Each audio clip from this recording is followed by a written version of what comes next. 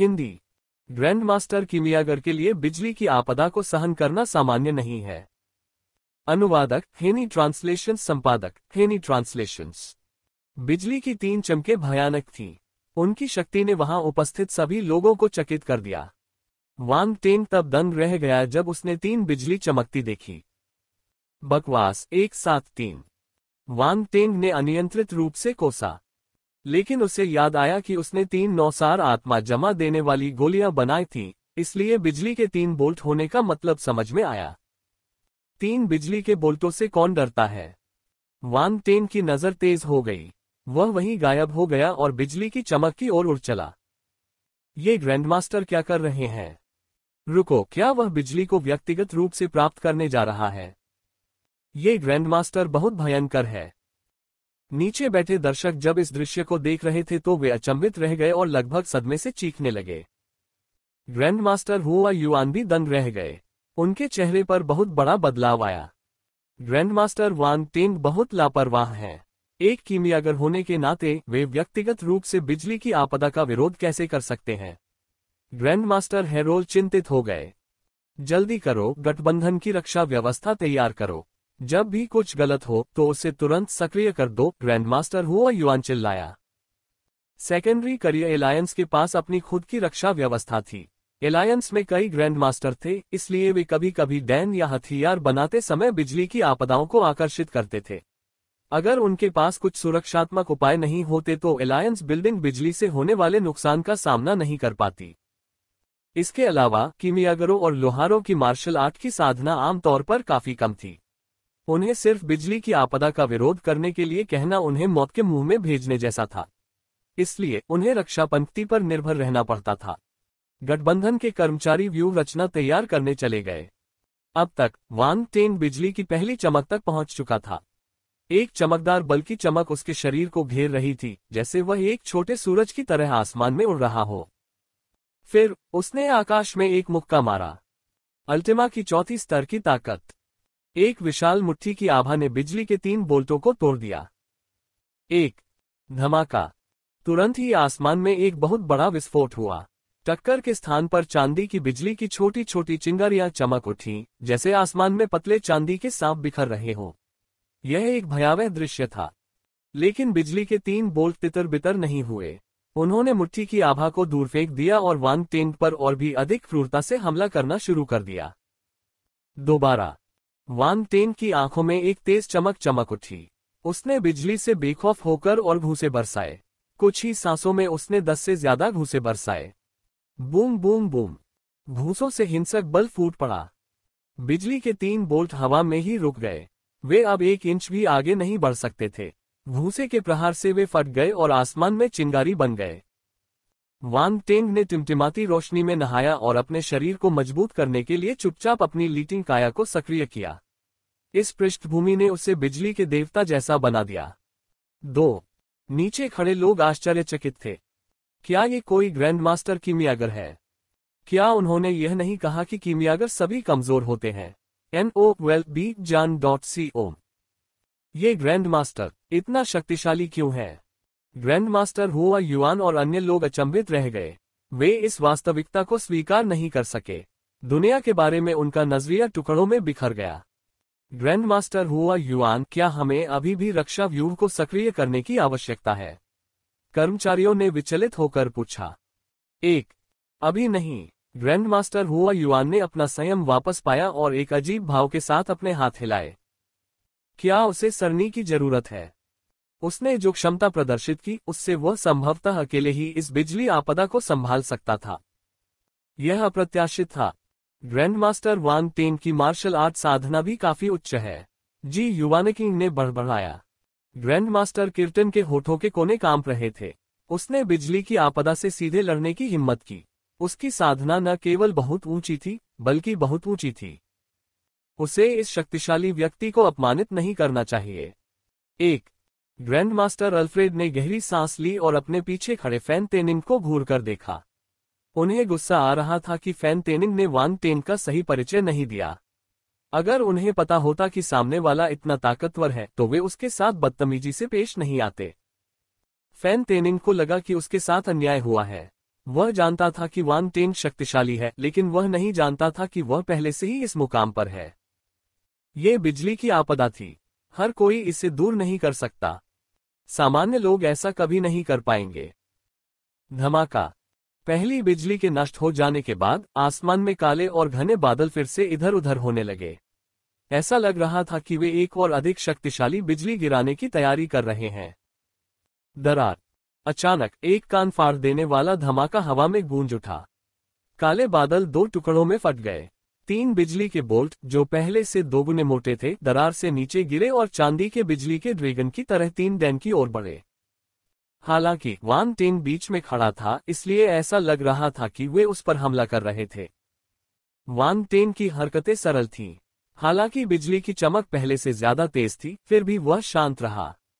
उसने आसमान की ओर देखा और उसकी आंखों में चांदी जैसी सफेद बिजली चमक रही थी। फिर उसने अपनी मुट्ठी फिर से खोली। Boom boom boom.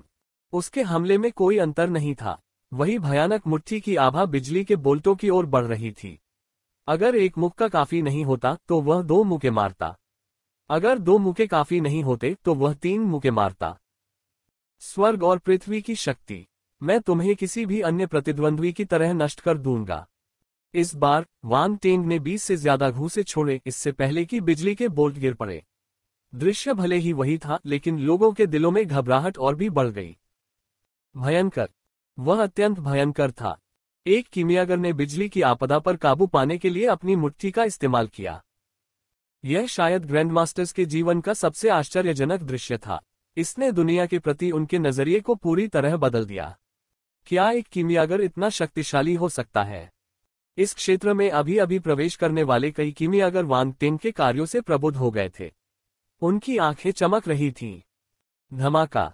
स्वर्ग असाधारण रूप से क्रोधित लग रहा था जब वांग टेंग ने अपनी 2 बिजली आपदाओं को नष्ट कर दिया। काले बादल उमड़ पड़े और आकाश में चांदी की बिजली की कई चमक चमक उठी। वे बादलों के बीच से विशाल चांदी के अजगरों की तरह रेंग रहे थे। उन्हें देखना ही रोंगटे खड़े करने के लिए काफी था। धमाका। तीसरी बिजली आपदा की तैयारी में अधिक समय लगा। अंततः वह गिर गई। बिजली के 3 बोल्टों ने 3 भयानक विशालकाय बिजली के ड्रैगन बनाए। वे उग्र रूप से दहाड़ रहे थे। उनका शरीर दूसरी बिजली के बोल्ट से 3 गुना मोटा था। एक दूसरे से लिपटे हुए वे नीचे की ओर भागे। इस बार तीनों बिजली एक हो गईं। शक्ति 3 गुनी से भी अधिक हो गई। भयावह दबाव के कारण सभी के चेहरे पीले पड़ गए। कई लोग डर के मारे पीछे हट गए और भागने लगे। वे और करीब जाने की हिम्मत नहीं जुटा पाए क्योंकि उन्हें बिजली गिरने से घायल होने का डर था। ग्रैंड मास्टर हुआ युआन ने अपनी मुठियां कस ली, उसकी उंगलियां चटकने लगीं। वह घबरा गया था और उसकी निगाहें चिंता से भरी हुई थीं। उसे डर था कि वांग टेंग इस बिजली की आपदा से मर जाएगा। लेकिन चूंकि वांग टेंग ने कुछ नहीं कहा, इसलिए वह अपने अधिकार का अतिक्रमण नहीं कर सकता था। वह केवल प्रार्थना कर सकता था कि वह तीसरी बिजली के प्रहार का सामना करने में सक्षम हो। 9 सार आत्मा जमा करने वाली गोली तीसरी श्रेणी की डैन थी, इसलिए बिजली के 3 प्रहार हुए। यह आखिरी प्रहार था। एक बार जब वह इस पर काबू पा लेता तो 9 सार आत्मा जमा करने वाली गोली पूरी हो जाती। वांग टेंग ने आंखें सिकुड़ी, लेकिन वह डरा नहीं। उसके शरीर से एक भयानक आभा फूट पड़ी। धमाका। प्राचीन ईश्वर का शरीर। उसके माथे पर एक सुनहरा निशान उभर आया। उसके शरीर में खून का दौरा शुरू हो गया और उसमें एक जबरदस्त ताकत दौड़ गई। फिर वांग टेंग ने फिर से अपनी मुट्ठी खोली। अल्टिमा की 4थी स्तर की ताकत। एक अदम्य मुट्ठी की आभा एक शक्तिशाली बल के साथ फट पड़ी। धमाका। मुट्ठी की आभा बिजली के ड्रैगन से टकराई, जिससे धरती को हिला देने वाला विस्फोट हुआ। प्रभाव की लहरें पूरे शहर में फैल गईं। Ads by PubFuture. टकराना। अगले ही पल बिजली का ड्रैगन कई चिंगारियों में बिखर गया। वे आकाश में चमकते रहे, इससे पहले कि वे पंच के बचे हुए बल से घने और काले बादलों में बह गए। घने काले बादलों में एक बड़ा छेद दिखाई दिया, जिसमें से सूर्य की रोशनी अंदर आ रही थी। यह एक सीधा मुक्का था। श्रोतागण इतने सदमे में थे कि बोल नहीं सके। मौन। वहां एकदम सन्नाटा छा गया। कोई भी उस पल की अपनी भावनाओं को शब्दों में बयां नहीं कर सकता था। वे एक जटिल उलझन में थे। वांग टेंग ने अपने हाथ नीचे कर लिए। उसके माथे पर लगा सुनहरा निशान गायब हो गया था। नीचे खड़े लोगों को भी इसकी क्षणिक उपस्थिति का एहसास नहीं हुआ। 2. वास्तविकता ने साबित कर दिया कि कुछ मामले एक ही मुक्का मारकर सुलझाए जा सकते हैं। 2. यदि ऐसा नहीं हो सका तो इसका मतलब था कि मुक्का पर्याप्त शक्तिशाली नहीं था। आसमान में छाए काले बादलों ने अपनी सारी ताकत खो दी थी। वे धीरे धीरे छंट गए। अनगिनत चांदी की बिजली भी गायब हो गई। अब कोई गड़गड़ाहट सुनाई नहीं दे रही थी। बिजली की आपदा आए और जल्दी से चली गई। ये पलक झपकते ही चली गई। नीचे की रोशनी की किरणें भी धीरे धीरे बिखर गईं। केवल 3 लोंगन आकार के बैंगनी डैन हवा में तैर रहे थे, जो बैंगनी और रहस्यमयी चमक दे रहे थे। उसी समय पूरे गठबंधन में एक गहरी सुगंध फैल गई। इसकी खुशबू बहुत अच्छी है। ये कौन सी गोली है? डैन की खुशबू बहुत तेज है। ये खुशबू सिर्फ डैन के प्रकार की नहीं है, इसकी गुणवत्ता भी उच्च होनी चाहिए। आखिरकार जब सभी को खुशबू का एहसास हुआ तो वे अपनी अचेत अवस्था से जाग गए। वे आसमान में बैंगनी रंग के डैनों को उत्सुकता से देखने लगे।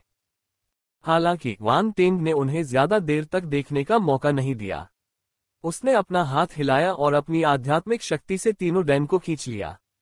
फिर उसने उन्हें एक जैड बोतल में रख दिया। यह जैड बोतल खास तौर पर डैंस को स्टोर करने के लिए थी।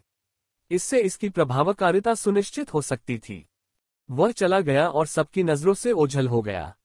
शो का मुख्य किरदार गायब होते ही दर्शक भी तितर बितर हो गए। हालांकि वे अभी भी उत्साह से चर्चा कर रहे थे कि उन्होंने अभी क्या देखा। ये खबर तेजी से फैल गई। बहुत से लोग हैरान थे कि वान टेंग कौन है। कई परिवारों ने अपने लोगों को इस नए ग्रैंडमास्टर किमियागर की जांच करने के लिए भेजा। उसने जो हंगामा मचाया था उससे लगता है कि इस ग्रैंडमास्टर की रसायन विद्या में महारत बहुत अधिक होगी। उन्होंने एक साथ 3 डैन बनाए और वे सभी उच्च गुणवत्ता वाले थे। सामान्य ग्रैंडमास्टर किमियागर इस उपलब्धि के लिए सक्षम नहीं थे।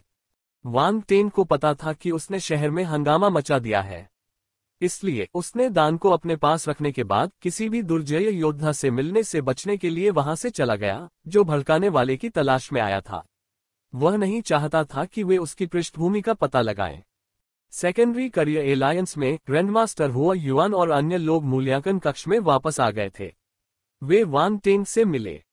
वे सभी वहां आते समय बहुत उत्साहित थे। ग्रैंडमास्टर वान टेंग, आप अकेले बिजली की आपदा से कैसे लड़ सकते हैं? आपने मुझे लगभग मौत के डर से डरा दिया, ग्रैंडमास्टर हुआ युआन ने शिकायत की। एक महान किमियागर के रूप में क्या बिजली की आपदा को अकेले सहना सामान्य बात नहीं है? वान टेंग ने उससे पूछा।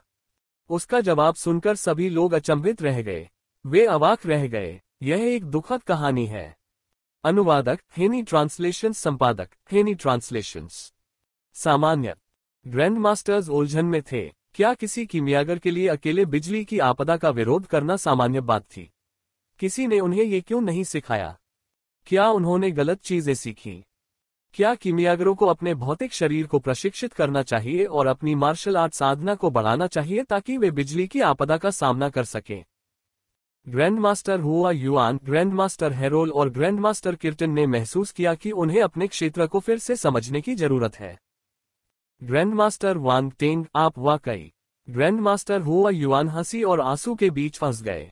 उन्हें समझ नहीं आ रहा था कि अपनी बात कैसे पूरी करें। ग्रैंडमास्टर वान टेंग एक दिलचस्प व्यक्ति हैं, जी युवानकिंग ने दिल खोलकर हंसते हुए कहा। ये कौन है? वान टेंग ने अपरिचित चेहरा देखकर उत्सुकता से पूछा। मैं जी परिवार से श्री जी युवानकिंग हूँ। जी परिवार साम्राज्य के 8 ड्यूकों में से एक है, अल्फ्रेड ने परिचय कराया। जी परिवार, आपसे मिलना मेरे लिए सम्मान की बात है। वान टेंग दंग रह गया।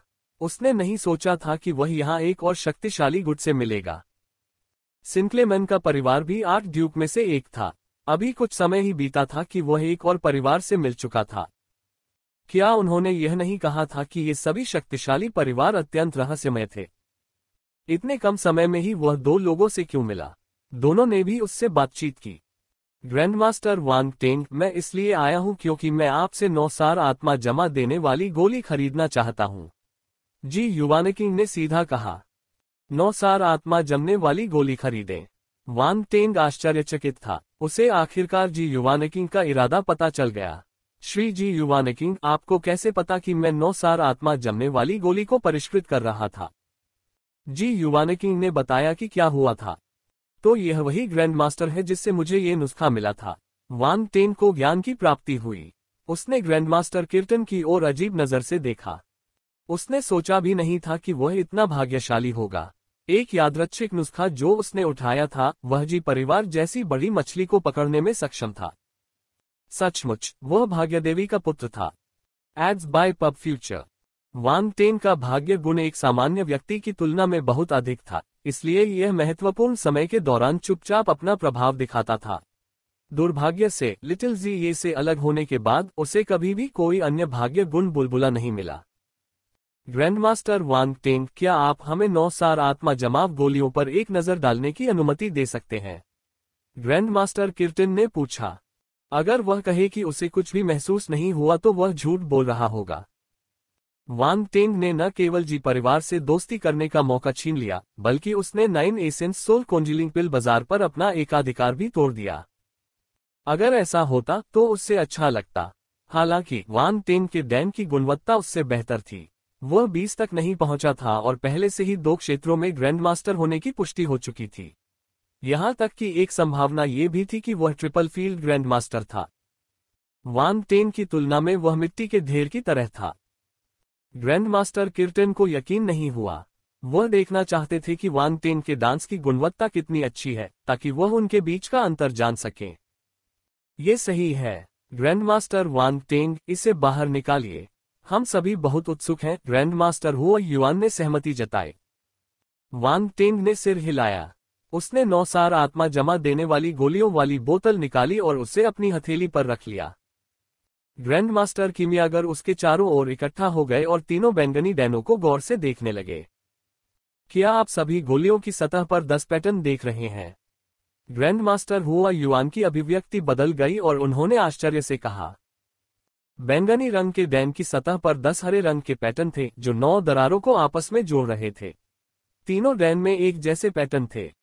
हे भगवान, तुम सही हो, 10 पैटर्न हैं। ग्रैंडमास्टर हेरोल ने उन्हें ध्यान से गिना और आश्चर्य में चौंक गए। 10 पैटर्न, ये 100% प्रभावकारिता वाली 9 सार आत्मा जमा करने वाली गोली है। 1 ग्रैंडमास्टर किर्टन के चेहरे पर भाव बदल गए। उन्होंने बोतल में मौजूद डैंस को घूरा और उन पर बने पैटर्न को बार बार गिनना शुरू कर दिया। संख्याएं सही थीं। वास्तव में 10 पैटर्न थे। ये कैसे संभव है? ग्रैंडमास्टर किर्टन का चेहरा पीला पड़ गया। यह उनके लिए बहुत बड़ा झटका था। उन्हें और भी ज्यादा झटका लगा। 80% से 90% प्रभावकारिता वाली गोली बनाना ही काफी कठिन था। अगर कोई कीमियागर 90% प्रभावकारिता वाली डैन को परिष्कृत कर सकता है, तो वह 10 साल तक इस पर गर्व कर सकता है। जहां तक 100% प्रभावकारिता की बात है, तो अधिकांश ग्रैंडमास्टर्स अपने संपूर्ण कीमिया करियर में इसे कभी भी प्राप्त नहीं कर पाएंगे। केवल अत्यंत उच्च कौशल वाले ग्रैंडमास्टर ही संयोग से ऐसा कर सकते थे। यहां भाग्य एक महत्वपूर्ण कारक था। हालांकि इस ग्रैंडमास्टर वान टेन ने 100% प्रभावकारिता वाली 9 सार आत्मा जमा करने वाली गोली बनाने में कामयाबी हासिल की और उसने एक साथ 3 बनाई। NOWELLBEIN.CO। ग्रैंडमास्टर किर्टन को अचानक लगा कि वह एक मजाक है। वह वान टेन से तुलना करने के बारे में क्यों सोच रहा था? एड्स बाय पब फ्यूचर वह तो कुछ भी नहीं था। मुझे देखने दो, मुझे देखने दो। ग्रैंडमास्टर हुआ युआन अपनी नजरें हटाने की हिम्मत नहीं जुटा पाए। उन्हें ऐसा लग रहा था मानो उन्हें कोई दुर्लभ खजाना मिल गया हो। इन महारथी कीमियागरों के लिए 100% प्रभावकारिता वाले दान का एक अलग महत्व था। जी युवानकिंग बहुत खुश थी। 100% प्रभावकारिता 9 सार आत्मा जमाव गोली। यदि आप जानबूझकर एक फूल लगाते हैं तो ये खिल नहीं पाएगा, लेकिन यदि आप अनजाने में एक विलो लगाते हैं तो यह आपको छाया प्रदान करेगा। ग्रैंडमास्टर वान टेन, आपने एक मूल्यांकन में भाग लेकर मेरे लिए एक महत्वपूर्ण मामले को हल करने में कामयाबी हासिल की। ऐसा लगता है कि आपको वास्तव में इस 9 सार आत्मा जमाव गोली की आवश्यकता है। वान टेन प्रसन्न था। यह उसके दरवाजे पर भेजा गया एक उपकार था और वह भी एक शक्तिशाली परिवार से। ग्रैंडमास्टर वान टेन, अगर आप इसे मुझे बेचते हैं तो मैं इसे सबसे ऊंची कीमत पर खरीदूंगा और जी परिवार आपका एहसानमंद रहेगा, जी युवानकिंग ने गंभीरता से कहा। ग्रैंडमास्टर हुआ युआन हिचकिचा रहे थे। वह पछतावे से भर गया। ये 100% प्रभावकारिता वाला डैन था। इसे बनाते ही खा लेना बेकार था। लेकिन दूसरा पक्ष ड्यूकल परिवार से था, वह उसे रोक नहीं सका। वांग टेंग जी युवानिकिंग की उदारता से हैरान था। खैर, वह एक ड्यूक परिवार से था, इसलिए उसके पास पैसे की कमी नहीं होगी। वांग टेंग ने सिर हिलाया और मुस्कुराया। पैसा गौण है, सबसे महत्वपूर्ण बात यह है कि लगता है कि हमारे पास कुछ भाग्य है। अगर नहीं, तो मैं 100% प्रभावकारिता वाली गोली को बेचने का जोखिम नहीं उठा सकता। ये बकवास था। अपनी कीमिया की महारत के साथ वह आसानी से 100% गोलियां परिष्कृत करने में सक्षम होगा। वह बस इस उपकार का मूल्य बढ़ाने के लिए ऐसा कह रहा था। फफ, अचानक कोई जोर से हंस पड़ा। वांग टेंग ने आवाज की दिशा में देखा और देखा कि जी युवानिकिंग के पीछे बहुत से लोग खड़े हैं। एक सुंदर युवती अपना मुंह ढककर धीरे से हंस रही थी। उसे यह स्थिति बहुत मजेदार लग रही थी। वांग टेंग ने सिर हिलाया। इसमें क्या मजाक है? ये युवती अपनी हंसी पर काबू नहीं रख पा रही थी। जी युवानिकिंग भी हंसे। ग्रैंडमास्टर वांग टेंग सही कह रहे हैं। मैंने पूरा चक्कर लगाया और आखिरकार आपको ढूंढ ही लिया। क्या ये किस्मत नहीं है? वांग टेंग ने सिर हिलाया। जी युवानिकिंग बात करने में अच्छे थे। ग्रैंडमास्टर वांग टेंग, सच बताऊं तो मेरे दादा की हालत बहुत खराब है, लेकिन मैं अपने साथ कोई पैसा नहीं लाया हूं। क्या आप मुझे पहले एक दान दे सकते हैं? मैं अपने आदमियों को जल्द ही आपके घर पैसे भेजने का आदेश दूंगा, जी युवानिकिंग ने पूछा। बेशक, वांग टेंग मुस्कुराया। जी परिवार एक बड़ा और शक्तिशाली परिवार है। मुझे नहीं लगता कि तुम एक गोली के लिए मुझसे धोखा करोगे। जी युवानिकिंग वांग टेंग के भरोसे से बहुत खुश हुई। वांग टेंग ने एक 9 आत्मा जमाव गोली निकाली और उसे एक अन्य जैब बोतल में रखा। फिर उसने इसे जी युवानिकिंग को दे दिया। धन्यवाद। जी युवानिकिंग ने कृतज्ञतापूर्वक वांग टेंग को प्रणाम किया। फिर वह अपने आदमियों के साथ चला गया। Ads by PubFuture. Grandmaster Kirton को जलन हुई जब उन्होंने वांग टेंग को जी युवानिकिंग के साथ सौदा करते देखा। यह उनका होना चाहिए। दूसरे ग्रैंडमास्टर भी ईर्ष्यालु थे। जी परिवार का पक्ष पाना आसान नहीं था। इस बार जी परिवार उसे ढूंढने आया। वांग टेंग को कुछ भी करने की जरूरत नहीं थी। वह ईमानदारी से भाग्यशाली था। ग्रैंडमास्टर वांग टेंग, क्या आप मुझे भी एक डैन बेच सकते हैं? ग्रैंडमास्टर हुआ युआन ने अचानक पूछा। ग्रैंडमास्टर हुआ युआन, क्या आपको 9 आत्मा जमावट गोली की आवश्यकता है? वांग टेंग आश्चर्यचकित था। हमारे जैसे कीमियागरों को हर समय अपनी आध्यात्मिक शक्ति का उपयोग करने की आवश्यकता होती है, ताकि हमारी आत्मा कभी कभी थक जाए। चूंकि यहाँ 100% प्रभावकारिता वाली 9 आत्मा जमा देने वाली गोली है, इसलिए मुझे नहीं लगता कि मुझे इसे छोड़ देना चाहिए, ग्रैंडमास्टर हुआ युआन ने मुस्कुराते हुए उत्तर दिया। ग्रैंडमास्टर हेरोल और अन्य लोगों ने प्रतिक्रिया व्यक्त करते हुए जल्दी से कहा, ग्रैंडमास्टर वांग टेंग, मुझे भी एक बेच दीजिए। ग्रैंडमास्टर वांग टेंग, इसे मुझे बेच दो। मैं इसे ज्यादा कीमत पर बेचने को तैयार हूं। दूसरे ग्रैंडमास्टर कीमियागर ने कहा। ग्रैंडमास्टर वांग टेंग, इसे मुझे बेच दो। मैं तुम्हें ऊंची कीमत दूंगा और तुम्हारे लिए एक हथियार बनाऊंगा। एक ग्रैंडमास्टर लोहार ने कहा। ग्रैंडमास्टर वांग टेंग, मैं आपको ग्रैंडमास्टर स्तर का डैन नुस्खा देने को तैयार हूं। ग्रैंडमास्टर्स एक दूसरे के साथ लड़ने लगे। वांग टेंग अचंभित था। उसे नहीं पता था कि 100% प्रभावकारिता वाले डैन इतने लोकप्रिय थे। ग्रैंडमास्टर किर्टन एक तरफ खड़े होकर ईर्ष्या से उसे घूर रहे थे। उन्हें लगा कि उनकी स्थिति खतरे में है। 9 आत्मा जमा देने वाली गोली अब केवल उनकी नहीं थी। यह एक दुखद एवं शोकाकुल घटना थी। ग्रैंडमास्टर्स, मेरे पास सिर्फ 2 डैन बचे हैं। मेरे लिए यह तय करना मुश्किल है कि इसे किसे बेचूं। सामग्री का एक और सेट है। क्यों न मैं अपने स्मिथवी मूल्यांकन के बाद और 9 आत्मा जमा देने वाली गोलियां बनाऊं ताकि आप सभी को एक मिल जाए। वांग टेंग ने एक जबरदस्ती मुस्कान के साथ कहा। ग्रैंडमास्टर वांग टेंग, क्या आप 100% प्रभावकारिता वाली 9 आत्मा जमावट गोलियां बनाने के बारे में आश्वस्त हैं? ग्रैंडमास्टर हुआ युआन हैरान था। इसमें कोई समस्या नहीं होनी चाहिए। वांग टेंग ने सिर हिलाया। भीड़ को समझ नहीं आ रहा था कि उन्हें उस पर विश्वास करना चाहिए या नहीं। आखिरकार 100% प्रभावकारिता वाली गोली बनाना बेहद मुश्किल था। अगर वह एक बार सफल भी हो जाता, तो भी उन्हें यकीन नहीं था कि वह दोबारा सफल हो सकता है। यदि वांग टेंग 100% प्रभावकारिता वाली 9 आत्मा जमावट गोलियां बनाने में कामयाब हो गया, तो वह एक प्रतिभाशाली व्यक्ति होगा। ग्रैंड मास्टर हुआ युआन ने कहा, किसी भी तरह पहले हम लोहारी मूल्यांकन समाप्त होने की प्रतीक्षा करें। अन्य ग्रैंड मास्टर्स के पास सहमत होने के अलावा कोई विकल्प नहीं था। 100% प्रभावकारिता वाली 9 एसेंस सोल कोंजिलिंग पिल महत्वपूर्ण थी, लेकिन ट्रिपल ग्रैंडमास्टर खिताब भी उतना ही महत्वपूर्ण था। वान टेन पहले ही 2 ग्रैंडमास्टर मूल्यांकन पास कर चुका था, अब केवल स्मिथरी मूल्यांकन बाकी था। आखिरकार मेरी बारी है, एक ताकतवर ग्रैंडमास्टर लोहार ने ठहाका लगाया। ग्रैंडमास्टर मोडे, उस पर बहुत ज्यादा सख्ती न करें। हम ये देखने के लिए आप पर निर्भर हैं कि क्या हम अपने गठबंधन में ट्रिपल ग्रैंडमास्टर रख सकते हैं, ग्रैंडमास्टर अल्फ्रेड ने उसे याद दिलाया। चिंता मत करो, ग्रैंडमास्टर वान टेन के शरीर को देखते हुए, मुझे यकीन है कि लोहारी में कोई समस्या नहीं होगी, ग्रैंडमास्टर मोडे ने मुस्कुराते हुए चमकती आंखों से जवाब दिया। लगता है तुम्हें मुझ पर पूरा भरोसा है। वान टेन हंसा। बेशक, ग्रैंडमास्टर मोडे भी मुस्कुराए। ग्रैंडमास्टर वान टेन, कृपया मेरे पीछे आइए। निर्दयी बिजली का तमाचा। अनुवादक, हेनी ट्रांसलेशन। संपादक, हेनी ट्रांसलेशंस। वान टेन ग्रैंडमास्टर मोडे के पीछे पीछे लोहारी स्टूडियो तक गया। 4 ग्रैंडमास्टर लोहार उसकी जांच पर नजर रखे हुए थे। वे सभी ऊंचे और मांसल थे। जब वे वान टेन के चारों ओर खड़े थे तो वे 4 विशाल अंगरक्षकों की तरह लग रहे थे।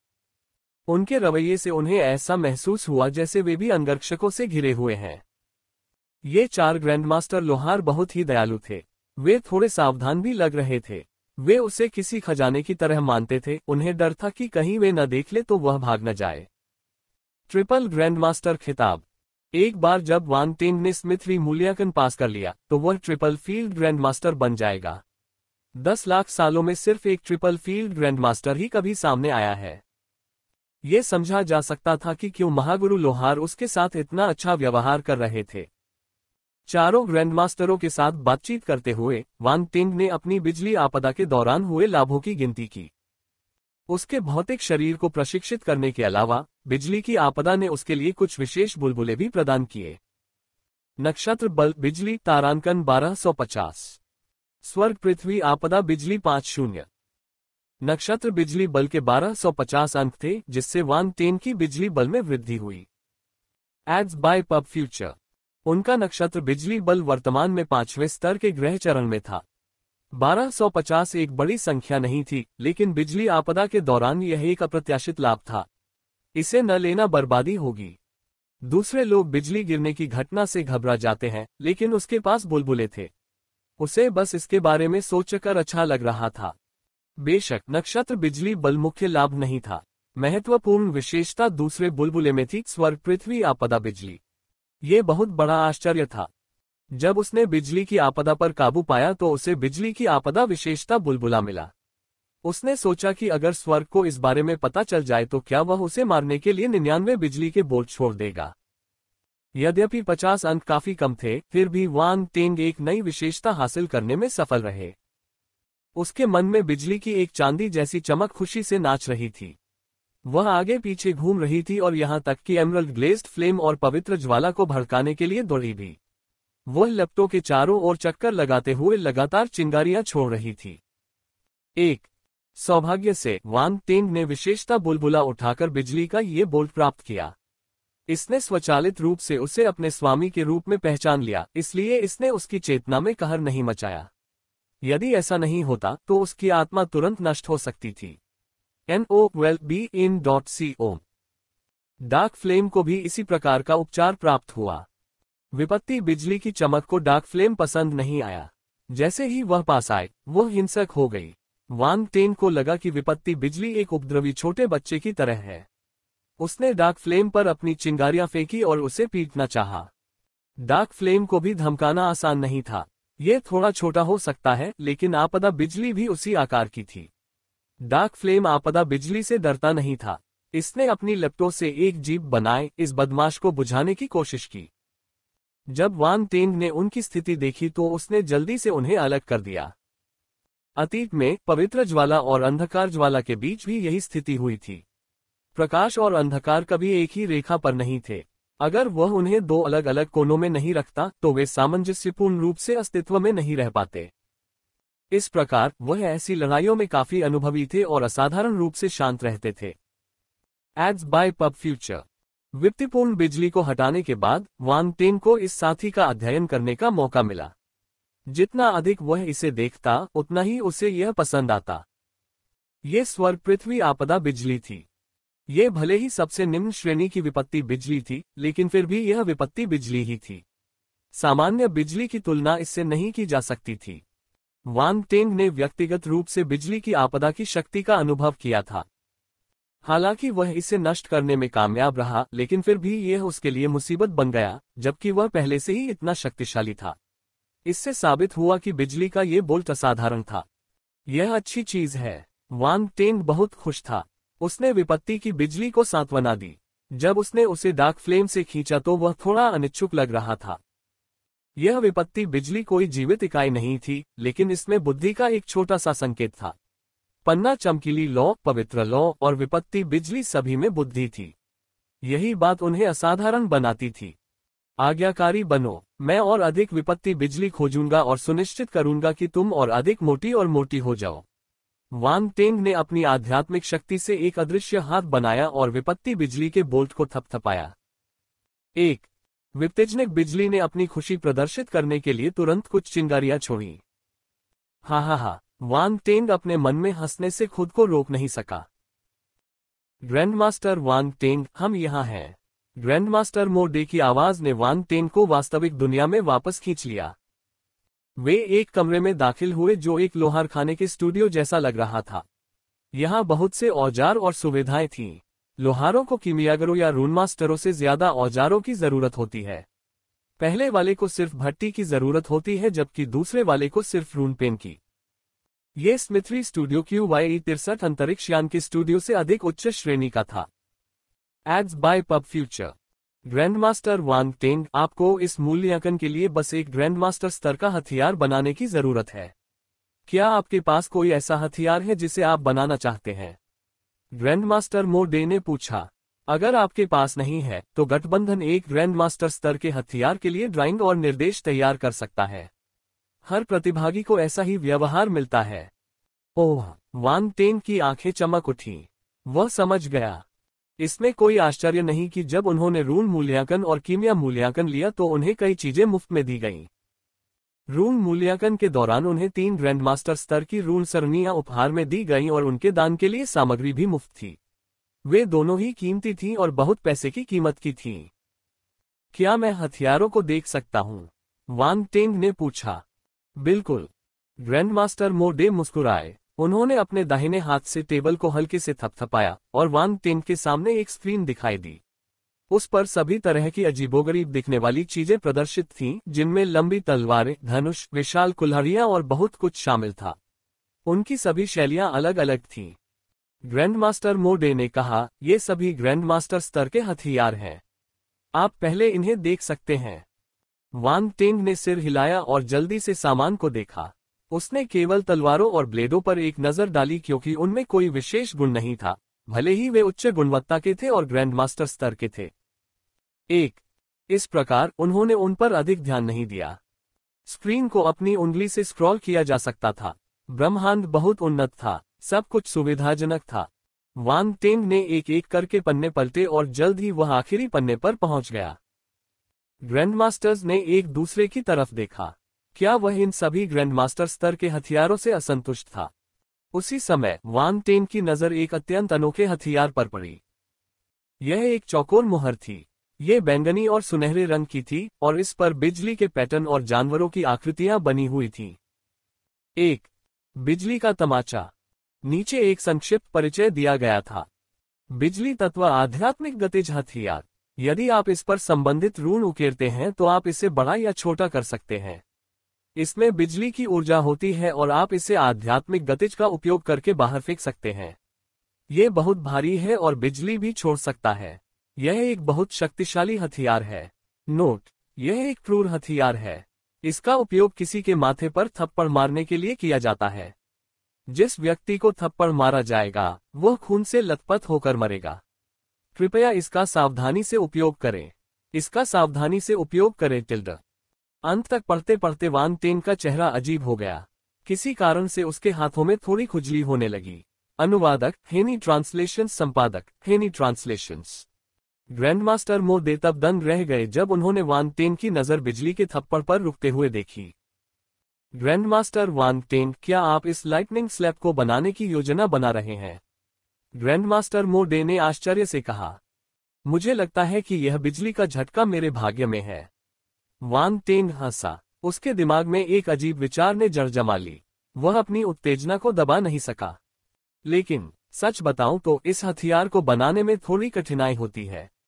साथ ही इसके लिए दुर्लभ सामग्रियों की आवश्यकता होती है। इनमें से एक सामग्री गहरे रंग का चमकदार सोना अत्यंत दुर्लभ है।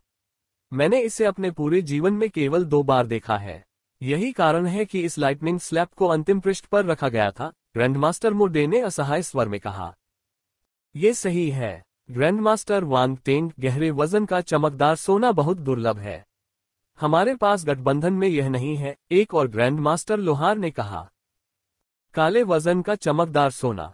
वान टेन के चेहरे पर मुस्कान और भी चमक उठी। मेरे पास है। तुम्हारे पास है। चारों ग्रैंडमास्टर लोहार चौंक गए। इसलिए मैंने कहा कि मेरे और बिजली के थप्पड़ के बीच एक आत्मीयता है। वान टेन मुस्कुराया और उसके हाथ में एक सुनहरी ईंट दिखाई दी। देखो, क्या ये गहरे वजन का चमकदार सोना है? महारथी लोहारों की आंखें चमक उठी। वे जल्दी से पास जाकर करीब से देखने लगे। ये वास्तव में गहरे वजन का चमकदार सोना है। ग्रैंडमास्टर मो डे चौंक गए। Ads by pub future.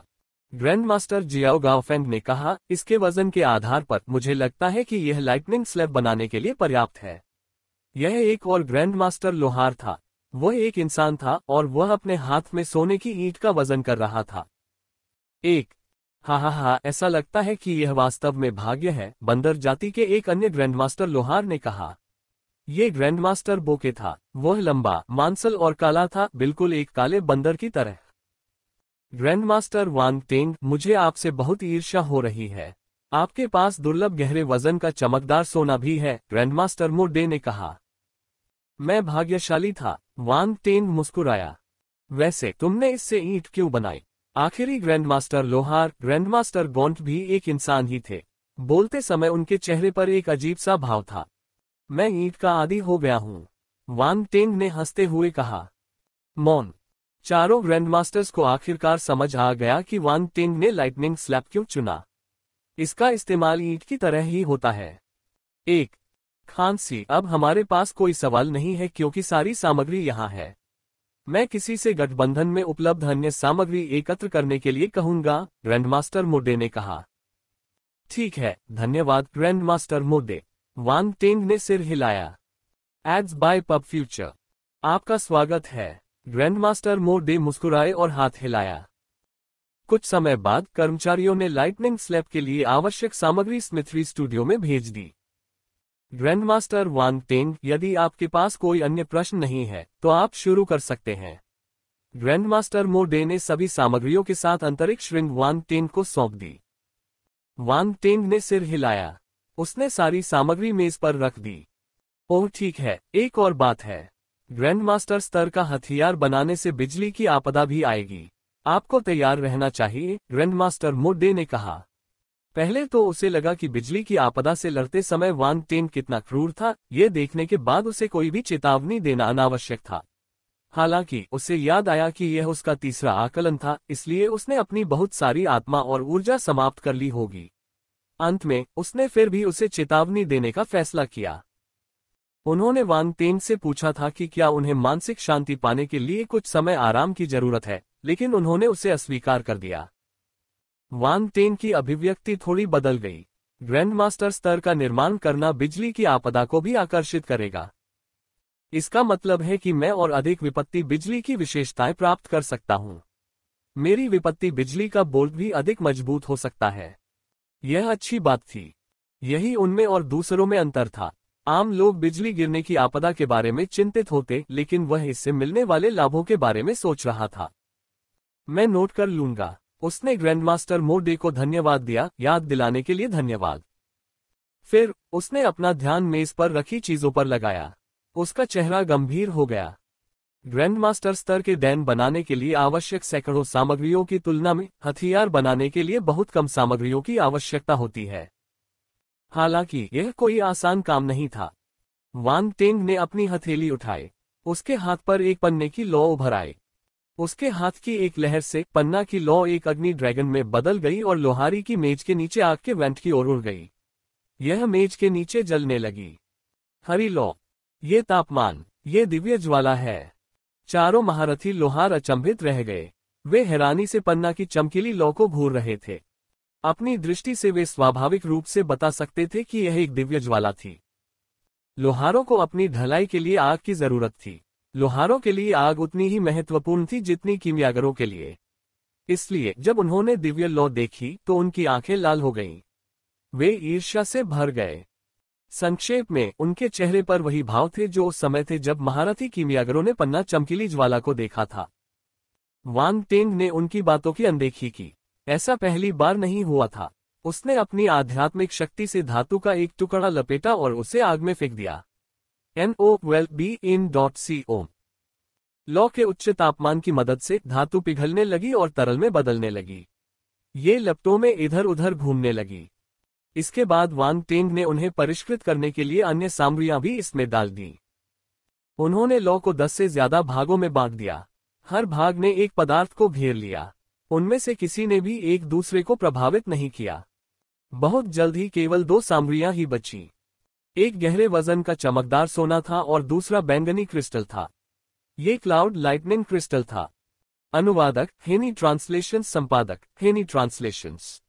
गहरे वजन वाला चमकदार सोना एक अनोखा धातु अयस्क था जो अपने अंदर डाले गए बल की मात्रा के अनुसार अपना वजन बदल लेता था। जहां तक क्लाउड लाइटनिंग क्रिस्टल की बात है, यह एक लाइटनिंग एलिमेंट क्रिस्टल था जो लाइटनिंग फोर्स को स्टोर और आकर्षित कर सकता था। ये बिजली के थप्पड़ के 2 मुख्य तत्व थे। वांग टेंग की नजरें गंभीर हो गईं। उसने एक पल सोचा और गहरे वजन वाले चमकदार सोने से बनी सुनहरी ईंट को भट्टी में डाल दिया। यह ईंट जो लंबे समय से उसके साथ थी, पिघलकर सुनहरे तरल में बदल गई। किसी कारणवश वह उदास हो गया। अलविदा मेरी प्यारी ईंट। 6 अगला था बादल बिजली क्रिस्टल। पिस्ट। उसने अपनी आध्यात्मिक शक्ति से क्लाउड लाइटनिंग क्रिस्टल को उठाया और उसे एमरल्ड ग्लेज्ड फ्लेम में फेंक दिया। लौ को छूते ही इसकी सतह पर चिंगारियां उछलने लगीं। इससे चटकने की आवाज आई। चारों ग्रैंडमास्टर्स इस दृश्य को बड़ी बड़ी आंखों से देख रहे थे। वे थोड़े घबराए हुए थे, लेकिन जल्द ही चिलचिलाती गर्मी ने क्रिस्टल की सतह पर मौजूद चिंगारियों को अपनी चपेट में ले लिया और हथेली के आकार का बादल जैसा बिजली जैसा क्रिस्टल बैंगनी तरल की एक गेंद में तब्दील हो गया। एड्स बाय पेब फ्यूचर, सांस। वांग टेंग ने राहत की सांस ली। क्लाउड लाइटनिंग क्रिस्टल को परिष्कृत करना बेहद मुश्किल था। अगर वह सामान्य लौ का इस्तेमाल करता तो यह इतनी आसानी से पिघलता नहीं। सौभाग्य से उसके पास एक दिव्य लौ थी जिसने उसे क्रिस्टल में संपीड़ित बिजली की ऊर्जा को दबाने में मदद की। ग्रैंडमास्टर मो डे ने अपने सहकर्मियों की ओर देखा। वे आश्चर्यचकित थे। दिव्य ज्वाला सचमुच असाधारण थी। यहां तक कि बादल बिजली क्रिस्टल भी आसानी से पिघल गया। वांग टेंग की नजरें तेज हो गईं। अब सभी सामग्रियों को एक साथ मिलाने का समय आ गया था।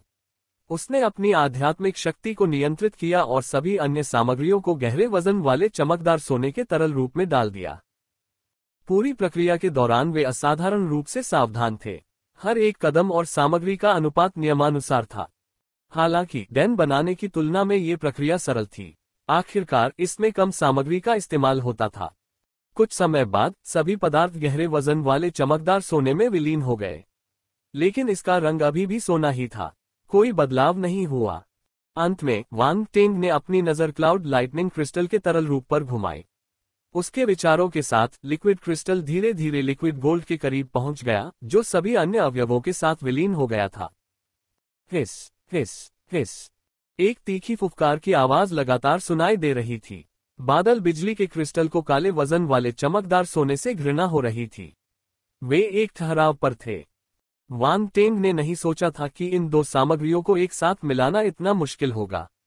वे कट्टर दुश्मन लग रहे थे। Ads by PubFuture. सौभाग्य से वह धैर्यवान और शांत था। उसने इस स्थिति में अपना संयम नहीं खोया। इसके बजाय उसने अपनी आध्यात्मिक शक्ति को नियंत्रित किया और विलय की गति को कम कर दिया। उसने 2 सामग्रियों को एक साथ मिलाया जैसे कि वह कम गर्मी पर सूप उबाल रहा हो। उसकी विधि ने 2 सामग्रियों के बीच प्रतिरोध को कम कर दिया। NOWELL-BE-IN. चारों ग्रैंडमास्टरों ने चुपचाप अपना सिर हिलाया। यद्यपि युवा ग्रैंडमास्टर वान टेन फोजिंग में बेहद अनुभवी लग रहे थे, वह अधीर नहीं थे और अपना संयम बनाए रखते थे। कोई आश्चर्य नहीं कि उन्होंने कम उम्र में ही ऐसी उपलब्धियां हासिल कर लीं। उन्हें अपने आप पर बहुत गर्व होता यदि वे युवावस्था में वान टेन के 10वें हिस्से के बराबर भी धैर्यवान होते। समय धीरे धीरे बीतता गया। करीब 6 घंटे बाद वान टेन के धैर्य और प्रयास से बादल बिजली का क्रिस्टल अंततः गहरे वजन वाले चमकदार सोने में विलीन हो गया। तरल धातु अब सोना नहीं रह गई थी। सतह पर बिजली की तरह बैंगनी रंग की रेखाएं थीं। यह अजीब और सुंदर था। वान टेन ने आंखें खोली और धातु की स्थिति देखकर संतोष में सिर हिलाया। उसने अपनी एमरल्ड ग्लेज्ड फ्लेम रख ली। जैसे जैसे तापमान कम होता गया, तरल धातु धीरे धीरे ठोस हो गई।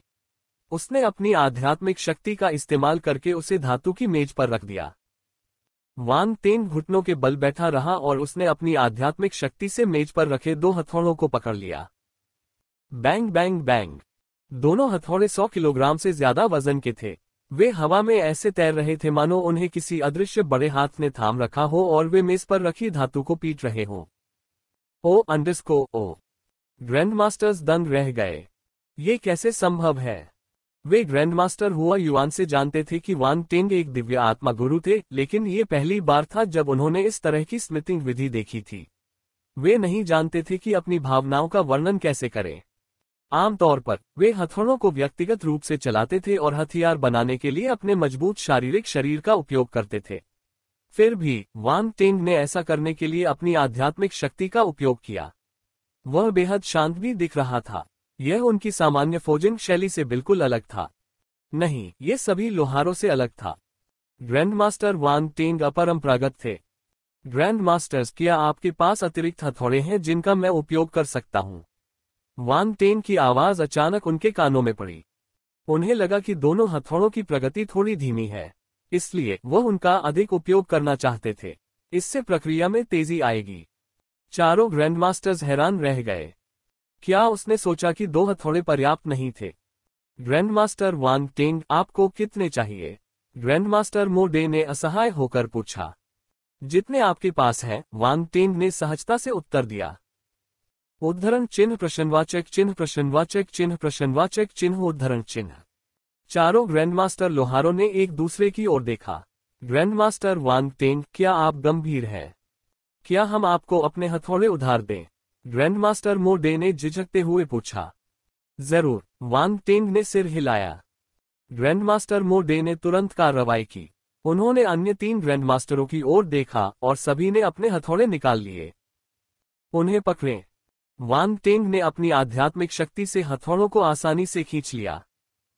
इन 4 ग्रैंडमास्टर लोहारों के हथौड़े गठबंधन द्वारा प्रदान किए गए 2 हथौड़ों से भारी थे, लेकिन यह वान टेन के लिए कोई समस्या नहीं थी। ग्रैंडमास्टर वान टेन अपरंपरागत है। 3 अनुवादक हेनी ट्रांसलेशन संपादक हेनी ट्रांसलेशंस। 4 हथौड़ों के जुड़ने से गति बहुत बढ़ गई। 6 हथौड़े धातु पर हिंसक तरीके से प्रहार कर रहे थे। वे इतनी तेजी से चल रहे थे कि केवल उनकी छाया ही दिखाई दे रही थी। हथौड़े 6 थे, फिर भी वे व्यवस्थित ढंग से चलते थे। एक के खत्म होते ही दूसरा तुरंत नीचे चला जाता था। उनके बीच कोई अंतर न होने के बावजूद वे एक दूसरे से नहीं टकराते थे। 6 हथौड़ों की एक खास लय थी, जैसे कि वे किसी मशीन के समन्वित दांत हों। वे बेतरतीब ढंग से नहीं पीट रहे थे। ये लोहारी का सबसे कठिन हिस्सा था। अगर आप बेतरतीब ढंग से हथौड़ा चलाते तो अंतिम उत्पाद स्क्रैप धातु होता। ये बेकार होता। असली कारीगरी तब होती है जब आप धातु अयस्क की विशेषताओं को समझते हैं और उन्हें हथौड़ा मारने की प्रक्रिया के दौरान एक साथ मिलाते हैं। साथ ही आपको ये सुनिश्चित करना चाहिए कि ये विशेषताएं अपनी पूरी क्षमता तक जारी रहें। चारों ग्रैंडमास्टर्स पलके नहीं झपका पाए। वे अचंभित थे। वान टेन की अपरंपरागत हथौड़ा मारने की विधि को देखते हुए उनकी आवाज बंद हो गई। उन्होंने पहले कभी ऐसी विधि न तो देखी थी और न ही सुनी थी। उन्हें लगा कि उनका पिछला अनुभव बच्चों का खेल था, तुलना करने के लिए कुछ भी नहीं था। ग्रैंडमास्टर्स को तो उनकी क्षमताओं पर भी संदेह होने लगा। वान टेन को नहीं पता था कि वे क्या सोच रहे थे। वह सभी सामग्रियों को ठीक से मिलाने के लिए 6 हथौड़ों को नियंत्रित करने पर ध्यान केंद्रित कर रहा था। कमरे में केवल हथौड़ों की खनक सुनाई दे रही थी। 2 घंटे और बीत गए। वांग टेन की हथौड़े की मार से धातु का ब्लॉक सिकुड़ने लगा। सभी सामग्रियों को गलाने के बाद धातु का ब्लॉक 3 फीट चौड़ा हो गया था। अब ये केवल एक हथेली के आकार का था। इसे एक आयत में भी थोप दिया गया था। एड्स बाय पब फ्यूचर ये बिजली थप्पड़ का बिलेट था। इस पर रनर्स उकेरे जाने के बाद ये लाइटनिंग स्लैब बन जाएगा। किसी तरह मुझे लगता है कि इस बिलेट का आकार लाइटनिंग स्लैब से अलग है, ग्रैंडमास्टर मोडे ने कुछ हिचकिचाहट के बाद पूछा। वाकई यह अलग है। ये ग्रैंडमास्टर वांग टेन की सुनहरी ईंट जैसी ही दिखती है। ग्रैंडमास्टर बोके ने कुछ सोचा और बेकाबू होकर मुस्कुरा दिए। अन्य ग्रैंडमास्टर्स अवाक रह गए। वह जुनूनी था। क्या उसे ईंटें इतनी प्रिय थीं? 4. लेकिन आकार महत्वपूर्ण नहीं था। इससे लाइटनिंग स्लैब की अंतिम गुणवत्ता पर कोई असर नहीं पड़ता, इसलिए उन्होंने ज्यादा कुछ नहीं कहा। स्वाभाविक रूप से वांग टेन उनके मन की बात नहीं पढ़ सकता था। जब उसने धातु का आकार देखा तो वह संतुष्ट हो गया। वह ईंट का इस्तेमाल करने का आदी था और उसे नए आकार का इस्तेमाल करने में कुछ समय लगेगा। इसलिए उसने इसे न बदलने का फैसला किया। अब उसे रून तराशने की जरूरत थी। पहले तो इस प्रक्रिया के लिए रून मास्टर की मदद की जरूरत थी, लेकिन वांग टेन पहले से ही रून ग्रैंड मास्टर था। स्वाभाविक रूप से उसे किसी मदद की जरूरत नहीं थी। पन्ना की चमकीली लौ फिर से प्रकट हुई और हथेली के आकार के बिजली के थप्पड़ बिलेट को घेर लिया। लेकिन इस बार लौ ने इसे पिघलाया नहीं। इसने धातु को सिर्फ एक आखिरी बार पोषित किया। उसी समय वांग टेन अपनी आध्यात्मिक शक्ति का उपयोग करके ईंट की सतह पर रन बना रहा था। Ads by PubFuture. उसकी आध्यात्मिक शक्ति चुपचाप सतह पर फिसल गई और रून प्रकट हुए। उन्होंने ईंट की सतह पर रहस्यमय पैटर्न बनाए। बीच में जब वह बिजली तत्व रून को तराश रहा था तो उसे अचानक एक विचार आया। चूंकि यह एक बिजली तत्व वाला हथियार था, इसलिए यदि इसमें थोड़ी मात्रा में विनाशकारी बिजली मिला दी जाए तो क्या होगा? वांग टेन की नजर चमक उठी। जल्द ही उसने अपना फैसला कर लिया। उसके माथे से विपत्ति की बिजली की एक किरण निकली। उसने उसे उस रून में डाल दिया जिसे वह बिलेट पर उकेर रहा था। ये सिर्फ आखिरी मिनट का विचार था, लेकिन उसे इसे आजमाने में कोई आपत्ति नहीं थी। अगर यह विफल हो जाता तो वह फिर से शुरू कर सकता था, लेकिन अगर वह सफल हो जाता तो आश्चर्य हो सकता था। आखिरकार विपत्ति बिजली कुछ भी नहीं थी जो साधारण थी। अप्रत्याशित रूप से ये प्रक्रिया असाधारण रूप से सुचारू रही। कोई दुर्घटना नहीं हुई और आपदाजनक बिजली को सफलतापूर्वक बिलेट में स्थापित कर दिया गया। चारों ग्रैंडमास्टर्स को कुछ भी गलत नहीं लगा। उन्हें लगा कि वांग टेन निर्देशों के आधार पर रून बना रहा था। धीरे धीरे समय बीतता गया। लगभग आधे घंटे बाद वांग टेन ने आखिरकार अपनी नक्काशी पूरी कर ली। अचानक बिलेट की सतह पर एक चमकदार बैंगनी और सुनहरी रोशनी चमक उठी। ग्रैंडमास्टर्स सीधे बैठ गए। सफलता। जैसे ही यह विचार उनके दिलों में आया, उनके आसपास की शक्तियां बेचैन होने लगी। एक बैंगनी सुनहरी रोशनी की किरण आसमान में चमक उठी, जिससे एक प्रकाश स्तंभ बन गया। धमाका। बिजली का तमाचा भी आसमान में उछला और उसने गठबंधन की छत को बेरहमी से तोड़ दिया, जिससे एक बड़ा छेद हो गया। 3. धमाका। गठबंधन के ऊपर काले बादल छाने लगे, गरजने लगी और बिजली चमकने लगी। जल्दी नहीं, इसे थोड़ी देर और घूमने दो। अनुवादक हेनी ट्रांसलेशन, संपादक हेनी ट्रांसलेशंस। छत में बड़ा सा छेद देखकर चारों ग्रैंडमास्टर्स अचंभित रह गए। ये हथियार थोड़ा भयंकर लग रहा था। इससे पहले कि वे गुंबद खोल पाते, वह बाहर निकल गया। वांग टेन को थोड़ा अजीब लगा। आखिरकार उसने ये बच्चा जाली बनाया था और इसने सेकेंडरी करियर एलायंस की छत में तुरंत छेद कर दिया। क्या वे उससे नुकसान की भरपाई करने को कहेंगे? इस जोरदार हंगामे ने मूल्यांकन कक्ष के बाहर खड़े लोगों का ध्यान आकर्षित किया। उन्होंने दरवाजा धक्का देकर अंदर प्रवेश किया तो देखा कि वांग टेन और 4 ग्रैंडमास्टर आसमान की ओर देख रहे थे। उन्होंने ऊपर देखा और दंग रह गए। ##। ये बड़ा छेद कैसे बना? खांसी, इसका मुझसे कोई लेना देना नहीं है, वांग टेन ने अजीब तरह से खांसते हुए कहा। उसने दोषी स्वर में कहा, ग्रैंडमास्टर मोडे, आपने देखा, मैं निर्दोष हूं। 2. ग्रैंडमास्टर मोडे और अन्य ग्रैंडमास्टर हंसी और आंसुओं के बीच फंस गए। वांग टेन दोष को आगे बढ़ाने में कुशल था। ग्रैंडमास्टर वांग टेन, आपका लाइटनिंग स्लैब जल्द ही बिजली की आपदा से गुजरने वाला है। आपको एक नजर डालनी चाहिए, ग्रैंडमास्टर जियाओ गाओफेंग ने उसे तुरंत याद दिलाया। नाम बताते समय वह एक क्षण के लिए रुक गया, क्योंकि उसे नहीं पता था कि क्या इसे अब भी लाइटनिंग स्लैप ही कहा जाना चाहिए। जल्दी मत करो, इसे थोड़ी देर और घूमने दो। वांग टेंग ने आसमान की ओर देखा और मुस्कुराते हुए शांति से कहा। उद्धरण चिन्ह प्रश्नवाचक चिन्ह प्रश्नवाचक चिन्ह प्रश्नवाचक चिन्ह उद्धरण चिन्ह। Ads by PubFuture. हर कोई हैरान और अवाक था। इसे थोड़ी देर और घूमने दो। लोग सोच सकते हैं कि आप हस्की की बात कर रहे हैं। ग्रैंडमास्टर वांग टेंग, आपको इसे देखना चाहिए। एक नए हथियार के रूप में ये बिजली की आपदा से होने वाले विनाश का सामना करने में सक्षम नहीं होगा। ग्रैंडमास्टर बोके ने एक मजबूर मुस्कान के साथ कहा। तुम्हें मुझ पर विश्वास नहीं है? वांग टेंग ने अजीब नजरों से उनकी ओर देखा। सभी ने सहजता से अपना सिर हिलाया। कौन करेगा? उन्होंने कभी किसी नए ग्रैंडमास्टर स्तर के हथियार के बारे में नहीं सुना था जो अकेले बिजली की आपदा का सामना कर सके। ये बकवास था। ग्रैंडमास्टर वांग टेंग, हमारे साथ मजाक मत करो। आपने इस हथियार को बनाने में कड़ी मेहनत की है। जल्दी से इस पर एक नजर डालिए, वरना आपकी मेहनत बेकार हो जाएगी। ग्रैंडमास्टर अल्फ्रेड ने कहा। चलो साथ में बाहर चलते हैं। वांग टेंग हंसा। वह बिना कुछ बताए हवा में उड़ गया। बाकी लोग भी उसके पीछे चले गए। वे जानना चाहते थे कि वांग टेंग ने कौन सा हथियार बनाया है। इसलिए सभी ग्रैंडमास्टर्स गुंबद से उड़कर बाहर आ गए। बाहर खड़े लोगों ने पहले ही आसमान में हो रही इस अजीबोगरीब घटना को देख लिया था। सेकेंडरी करियर अलायंस में इधर उधर टहल रहे लोग रुक गए और ऊपर देखने लगे। कुछ लोग तो इमारत से बाहर भी निकल गए। आसपास के लोग भी आकर्षित हुए। जल्द ही वहां भीड़ जमा हो गई।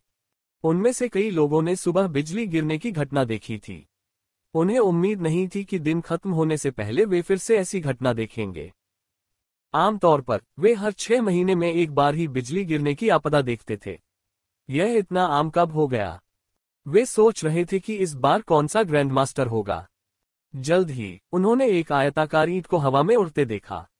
यह प्रकाश के बैंगनी सुनहरे स्तंभ में तैर रहा था, जिससे उसके आसपास की ताकतें कांप उठी, मानो भूकंप आ गया हो। नोव LBJNN। वह क्या है? Ads by PubFuture. एक ईंट। क्या मैंने गलत देखा? यह ईंट क्यों है? ईंट जरूर इसका भेस है। इसने अभी तक अपना असली रूप नहीं दिखाया है। ठीक है, बिना किसी कारण के कौन ईंट बनाएगा? 2। भीड़ आपस में बातें करने लगी। ईंट देखकर वे आश्चर्यचकित तो हुए, लेकिन जल्द ही उन्होंने अपने मन में तरह तरह के अनुमान लगा लिए। किसी को भी नहीं लगा कि यह सिर्फ ईंट है। उसी समय वांग टेंग आकाश में प्रकट हुए और भीड़ का ध्यान अपनी ओर आकर्षित किया। क्या वह सुबह वाला ग्रैंडमास्टर किमियागर नहीं है? वह हथियार के पास क्यों है? ओह, क्या उसने ये हथियार बनाया है? मुझे ऐसा नहीं लगता। यह महज संयोग हो सकता है। वह बस देखने के लिए बाहर आ रहा है। देखो, वह हिल नहीं रहा है। अगर वह वहां पहुंच जाता तो वह वहां से अकेले नहीं जाता। तुम सही हो। उसके अलावा और भी कई ग्रैंडमास्टर हैं। वह ग्रैंडमास्टर हुआ युआन एक किमियागर है। मैं उससे एक बार मिल चुका हूं। ग्रैंडमास्टर अल्फ्रेड भी यहाँ हैं। वह एक रून ग्रैंडमास्टर हैं। वे सभी यहाँ शो देखने आए हैं। नीचे बैठे लोग हल्ला मचा रहे थे। उनमें से कई लोगों ने सुबह ही वांग टेंग को ग्रैंडमास्टर किमियागर के रूप में पहचान लिया और अपने अपने अंदाजे लगाने लगे। चूंकि वह सबसे पहले सामने आया था, इसलिए अधिकांश लोगों को लगा कि वह बिजली के थप्पड़ का निर्माता था। हालांकि वांग टेंग ने एक दर्शक की तरह व्यवहार किया, जबकि उनके साथ कई अन्य ग्रैंडमास्टर खड़े थे। इसलिए उन्होंने ज्यादा नहीं सोचा और इस विचार को अपने दिमाग से निकाल दिया। Ads by PubFuture. आखिरकार एक ग्रैंडमास्टर किमियागर एक ग्रैंडमास्टर लोहार तो नहीं बन सकता, है ना? धमाका। अचानक काले बादल मंडराने लगे। बादलों के बीच से चांदी जैसी सफेद बिजली चमकने लगी और आसमान में गड़गड़ाहट की आवाज गूंजने लगी। बिजली की विपत्ति यहाँ है। लोहार कहाँ है? वह क्यों नहीं आया? सभी लोग काले बादलों को घूर रहे थे। वे भ्रमित थे। धमाका। बिना किसी चेतावनी के बिजली का एक बोल्ट नीचे गिरा। चूंकि उसे रोकने वाला कोई नहीं था, इसलिए चांदी सफेद बिजली का बोल्ट सीधे लाइटनिंग स्लैब पर गिरा। सबके दिल एक साथ धड़कना बंद हो गए। ईंट को बचाने कोई आगे नहीं आया। क्या लोहार हथियार को अकेले ही कष्ट सहने देगा? कौन सा महागुरु लोहार इतना हृदयहीन है? क्या उसे अपने खजाने को नुकसान पहुंचने का डर नहीं है? ग्रैंडमास्टर मोडे और अन्य लोग आशंका से भरे हुए थे। उन्हें डर था कि बिजली का बोल्ट इस लाइटनिंग स्लैब को कबाड़ में बदल देगा। उन्होंने वांग टेन को ये बिजली का झटका देते हुए देखा, लेकिन अंत में उन्हें अभी भी इस यातना को सहना पड़ा। जब बिजली की चमक बिजली के तमाशे पर गिरी तो उसके चारों ओर अनगिनत चिंगारियां चमक उठी, जिससे तेज चटकने की आवाजें आने लगीं। ये चिंगारियां छोटे छोटे चांदी के सांपों की तरह फैल गईं और एक पल में पूरे आसमान को ढक लिया। ये भयानक था। बिजली के झटके ने बिजली के झटके को निगल लिया। केवल एक सफेद धब्बा ही उसके स्थान का संकेत दे रहा था। धमाका। यह अंत नहीं था। बिजली का दूसरा बोल्ट आया और बिजली के थप्पड़ से टकराया। सफेद रोशनी तेज होती गई। यह इतनी चमकदार थी कि कोई भी इसे सीधे नहीं देख सकता था। अंतहीन बिजली की शक्ति बिजली के थप्पड़ की ओर बढ़ी। इसके प्रभाव और विनाश भयावह थे। अगर वे इस विनाशकारी प्रहार को झेलते तो एक सामान्य हथियार पहले ही नष्ट हो चुका होता। लेकिन अपनी सार दृष्टि से वांग टेन देख सकता था कि बिजली का तमाचा बिजली की शक्ति को अवशोषित कर रहा था। जैसे जैसे बिजली की शक्ति हथियार में घुसती गई, बिजली के थप्पड़ की सतह पर पैटर्न और भी गहरे होते गए। ये और भी जादुई लग रहा था। धमाका। तीसरी बिजली चमक चुकी थी। ये पहले 2 बिजली से 3 गुना ज्यादा मोटी थी।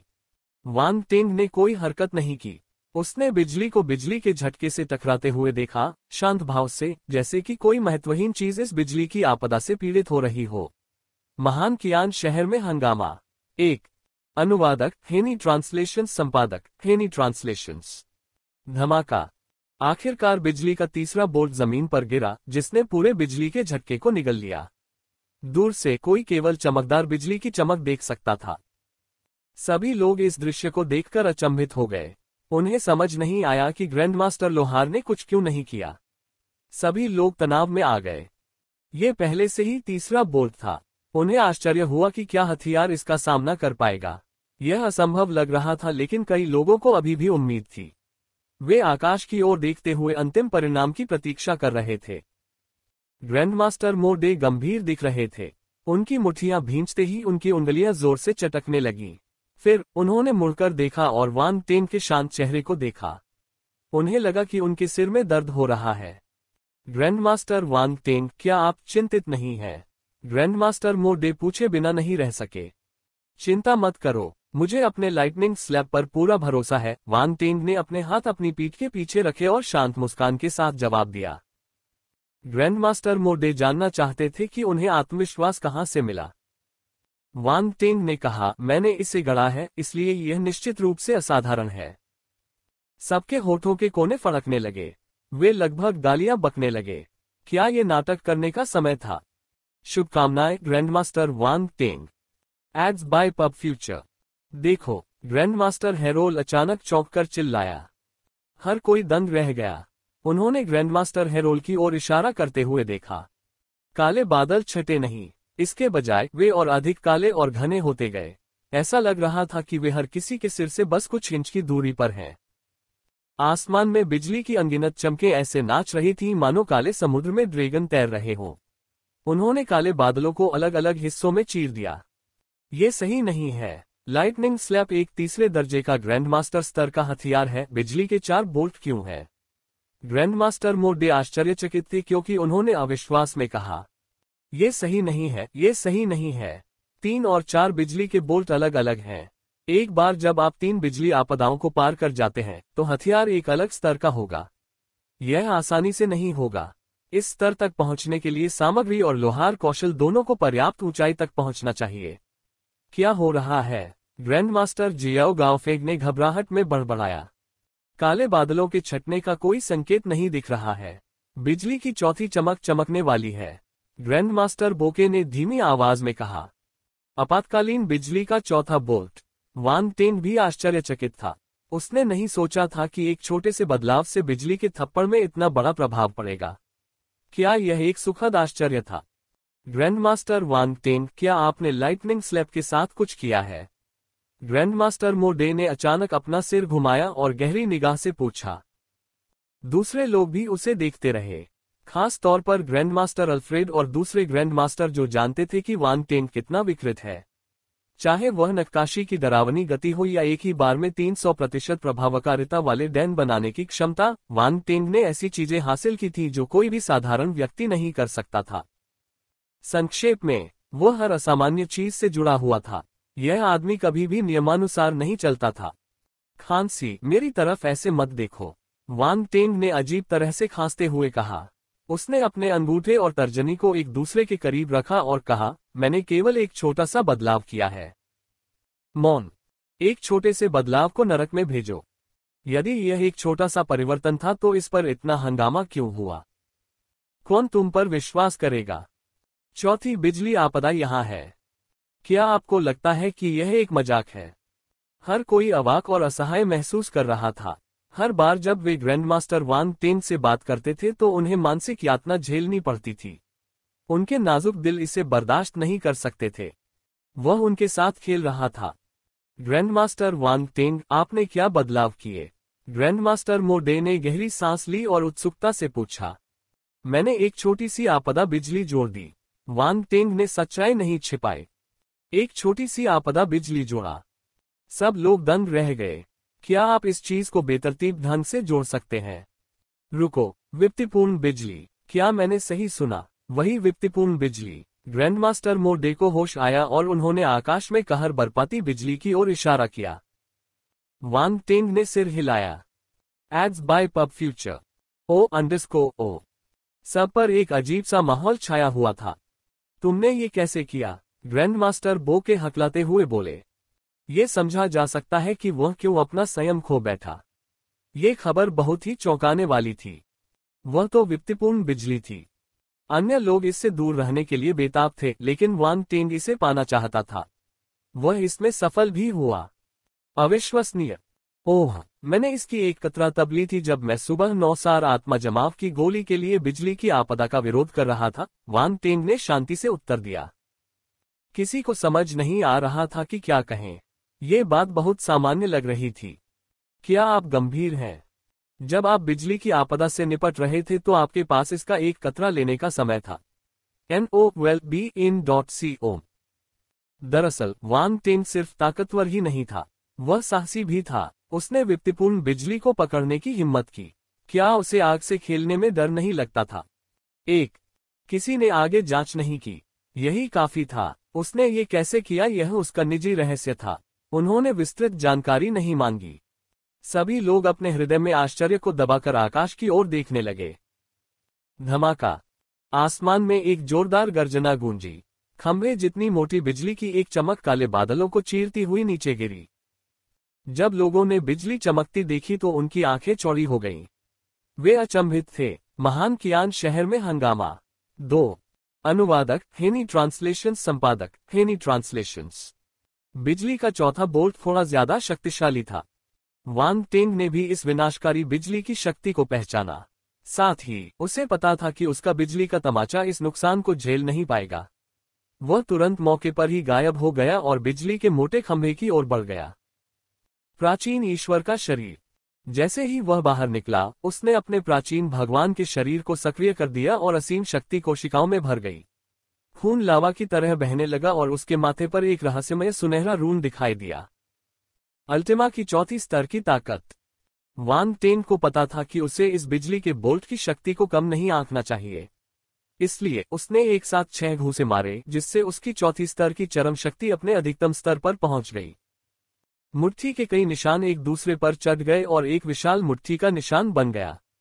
ये बिजली के खंभे से जोर से टकराया। धमाका। बिजली चमकी। बहुत बड़ा विस्फोट हुआ और भयावह शॉकवेव आसमान में फैल गई, जिससे हवा कांपने लगी। बिजली का खंभा गायब तो नहीं हुआ, लेकिन वह पतला हो गया। उसका आकार अपने मूल आकार से आधे से भी कम रह गया। वांग टेंग ने मुक्का मारना बंद कर दिया। उसने एक तरफ गोली चलाई और बचे हुए बिजली के खंभे को बिजली के थप्पड़ पर गिरा दिया। बिजली का खंभा अभी भी बिजली से ढका हुआ था।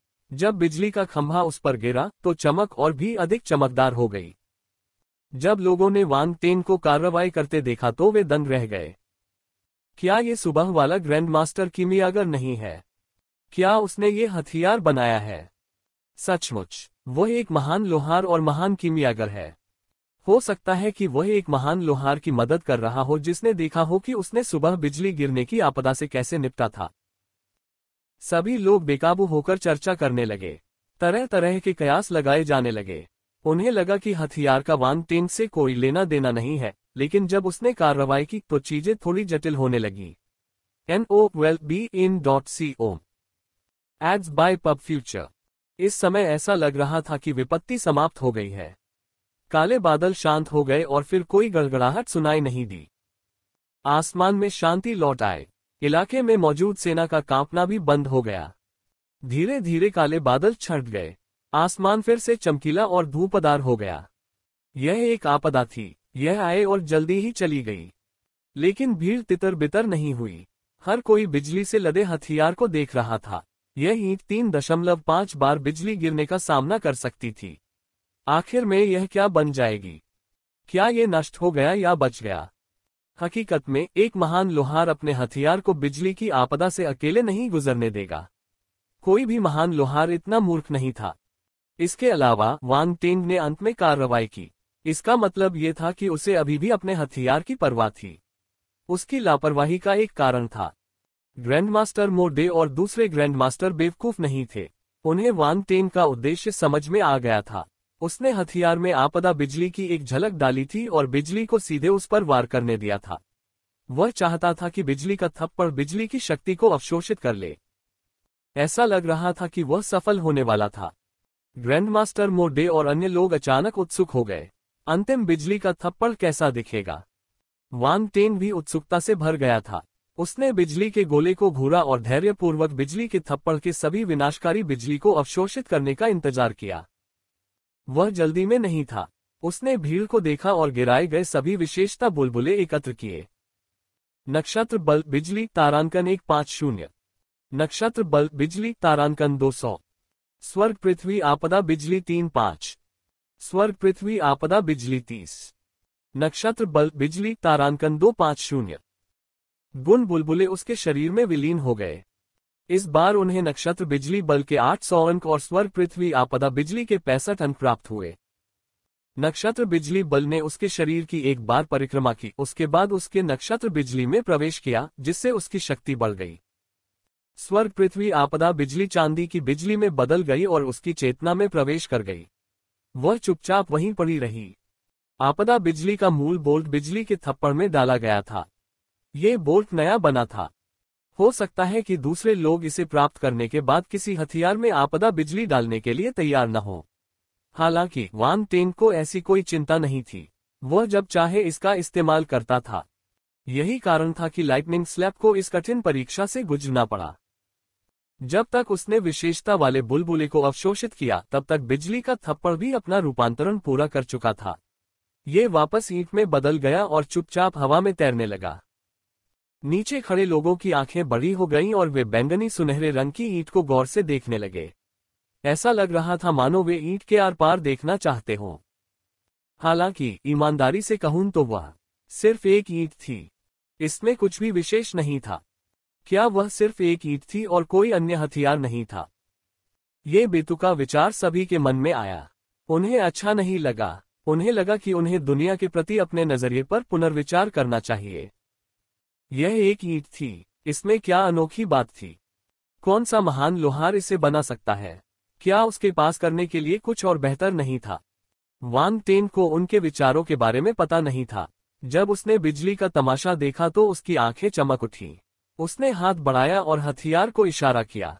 बिजली का तमाशा उसकी ओर उड़कर उसकी हथेली पर आ गिरा।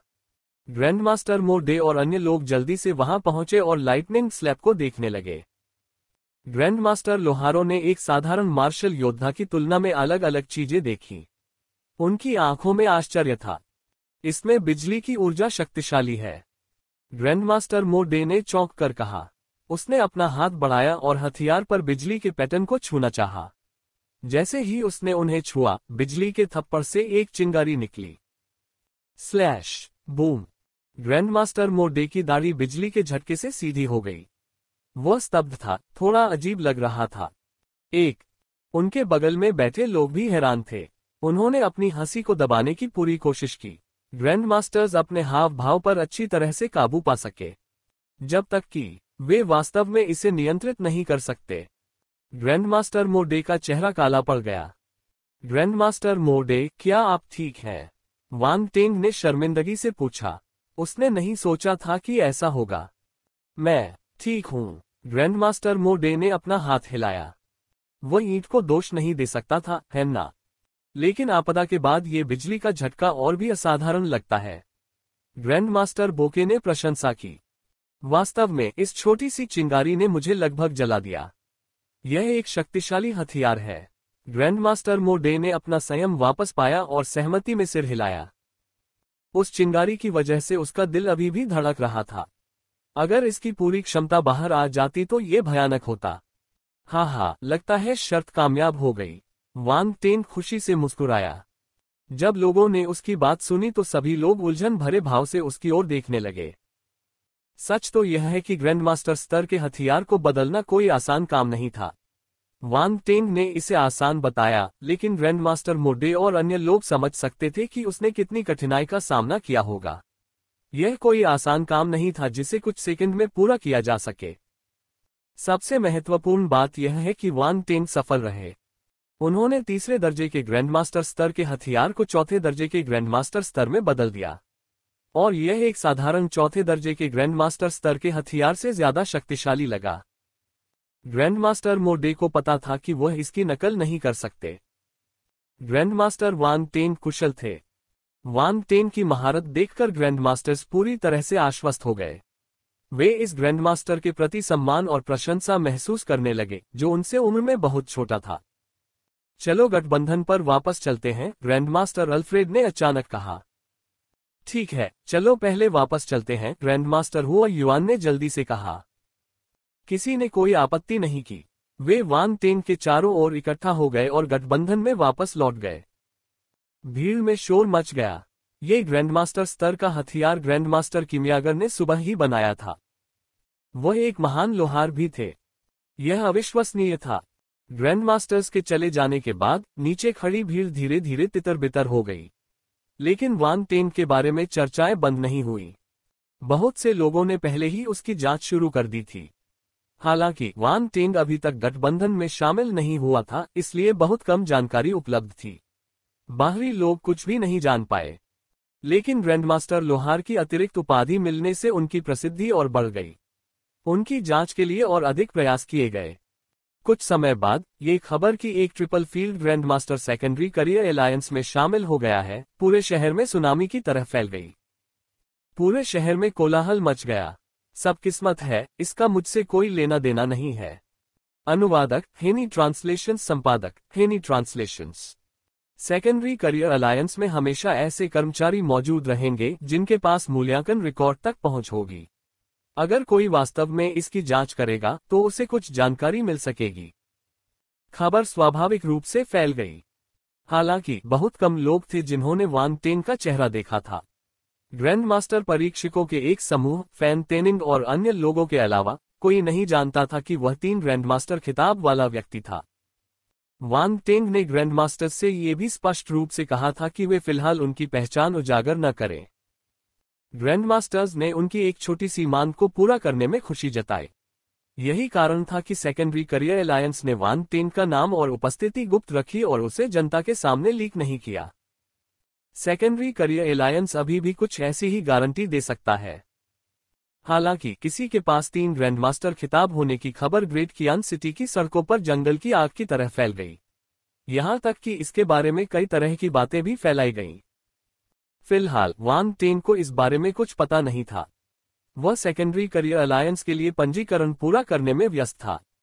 प्रक्रिया सरल थी, लेकिन इसके लिए उसे एक अनुबंध पर हस्ताक्षर करने की आवश्यकता थी। अनुबंध की विषय वस्तु भी सरल थी। कोई अनिवार्य शर्तें नहीं थीं। केवल कभी कभार ही ऐसे आदान प्रदान कार्यक्रम होते थे जिनमें उसे उपस्थित होना पड़ता था, और उसके लिए कई तरह के पुरस्कार और लाभ भी थे। वांग टेंग चाहते थे कि उन्हें ऐसे और अवसर दिए जाएं। इसके अलावा सेकेंडरी करियर अलायंस में शामिल होने का मतलब ये भी होगा कि उसे उनकी सुरक्षा मिल सकती है। एक व्यक्तिगत सदस्य की युद्ध शक्ति अधिक नहीं थी, और मार्शल योद्धाओं से लड़ते समय वे मूल रूप से नुकसान में थे। यही कारण है कि सेकेंडरी करियर अलायंस को एक रक्षा तंत्र के रूप में बनाया गया था। स्तर जितना ऊंचा होगा उतना ही मूल्यवान होगा। स्वाभाविक रूप से वे बेहतर संरक्षित होंगे। वांग टेंग जैसे 3 ग्रैंडमास्टर खिताब वाले व्यक्ति को गठबंधन द्वारा एक खजाने की तरह माना जाता था और उसे बहुत सम्मान दिया जाता था। ग्रैंडमास्टर मूल्यांकन पूरा करने और सेकेंडरी करियर अलायंस में शामिल होने के बाद वांग टेंग ने आखिरकार राहत की सांस ली। अब उनके पास कोई था जो उनका समर्थन कर रहा था। पृथ्वी से लेकर बाहरी ब्रह्मांड तक वह एक अविकसित ग्रह से एक ऐसे व्यक्ति में बदल गया जिसके पास महान कियान साम्राज्य में 3 ग्रैंडमास्टर खिताब थे। स्थिति में ऐसा बदलाव एक बड़ी बात थी। एक साधारण व्यक्ति अपने जीवन काल में यह उपलब्धि कभी हासिल नहीं कर पाता। काओ परिवार सत्ता के बल पर उस पर अत्याचार करना चाहता था। वह देखना चाहता था कि कौन किससे डरता है। सभी मामलों को संभालने के बाद ग्रैंडमास्टर्स उसके लिए खुश थे। ग्रैंडमास्टर अल्फ्रेड वांग टेंग के बारे में कुछ बातें जानते थे और उन्होंने कहा, ग्रैंडमास्टर वांग टेंग, सेकेंडरी करियर अलायंस में शामिल होने से कोई अन्य लाभ नहीं है, लेकिन हम अपने सदस्यों की रक्षा करते हैं। मैंने फैन तेनिंग से आपकी परेशानियों के बारे में सुना।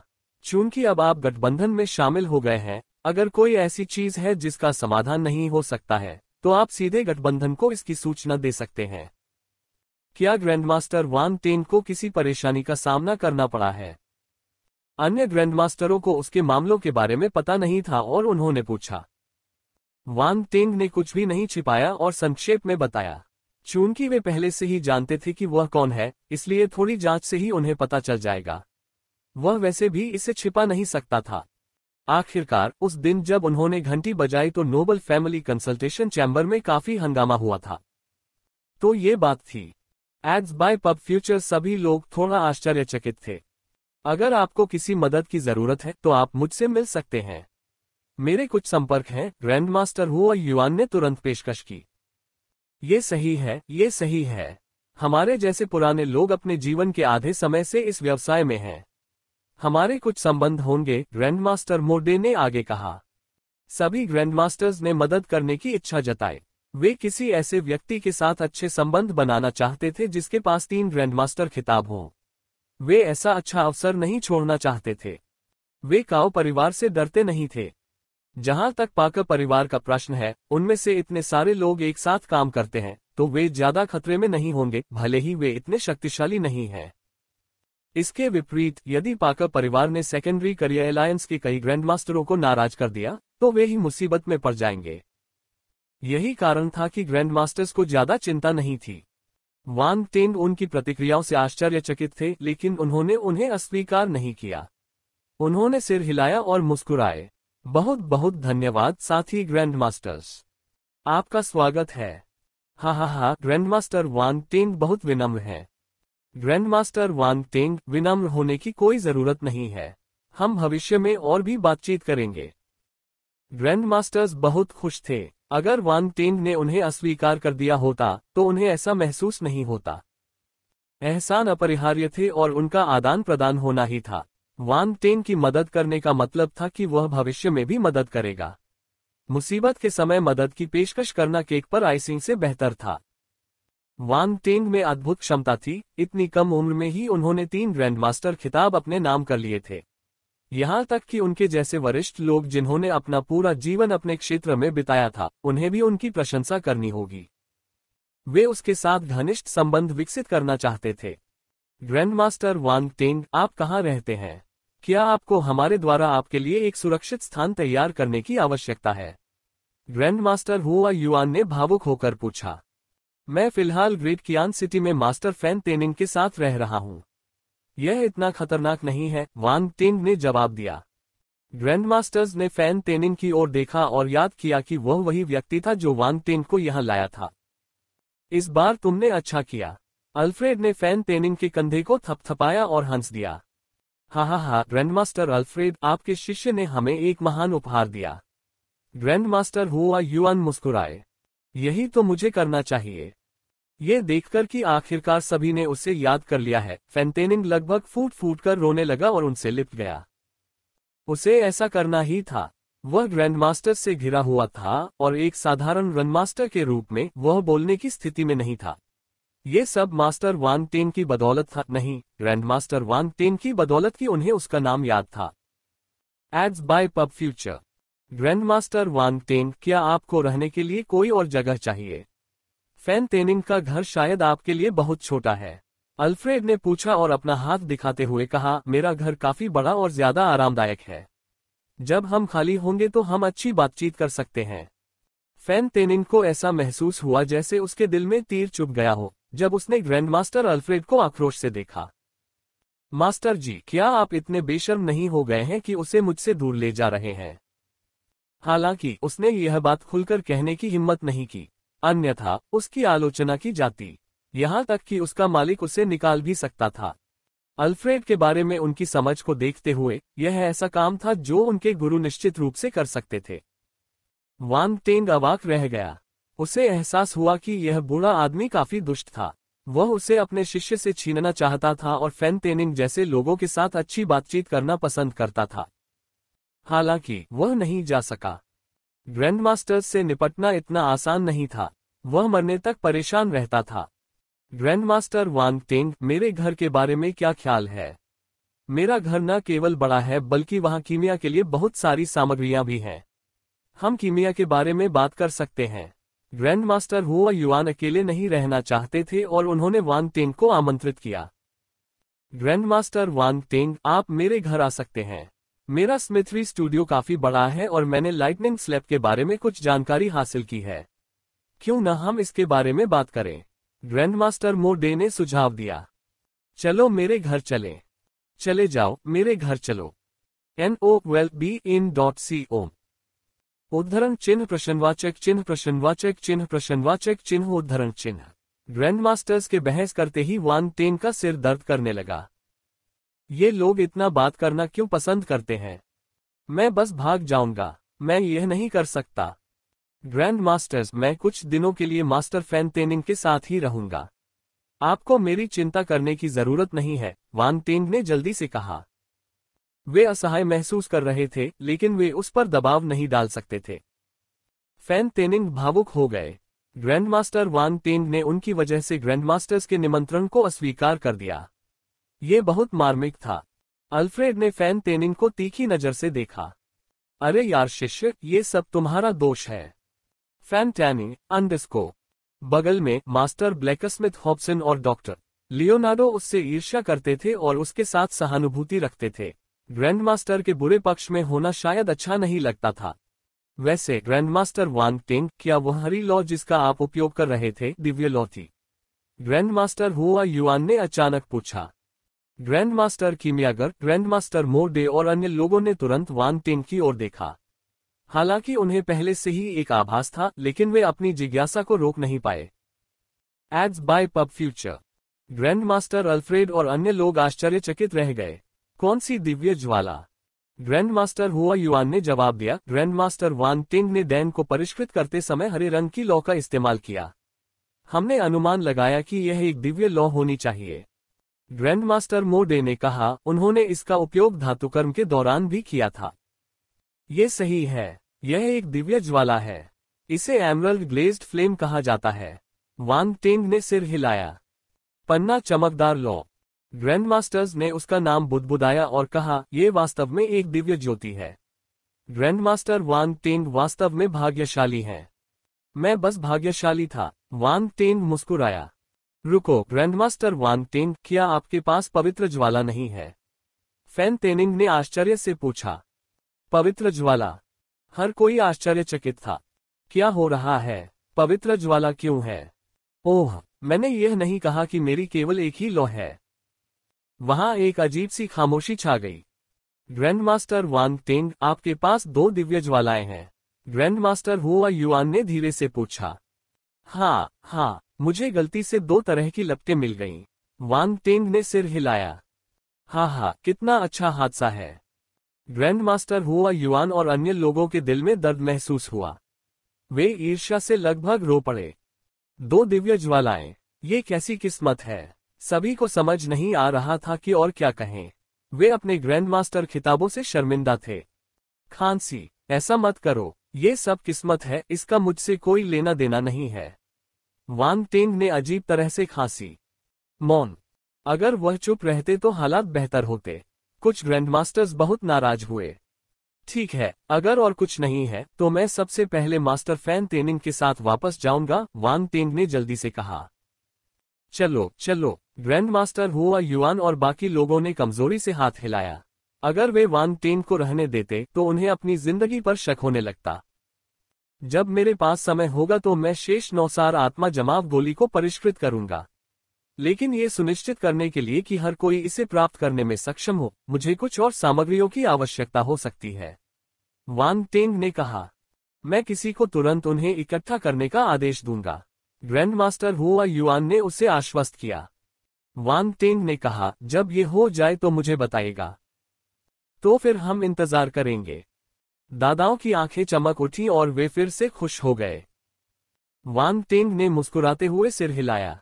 वह सिर्फ एक 9 आत्मा जमा देने वाली गोली से ग्रैंडमास्टर से निपट सकता था। ये बिल्कुल भी बुरा सौदा नहीं था। मैं आपके साथ चलूंगा, ग्रैंडमास्टर अल्फ्रेड ने कहा। इसके बाद वे सेकेंडरी करियर अलायंस छोड़कर मास्टर फैन तेनिंग के स्थान पर चले गए।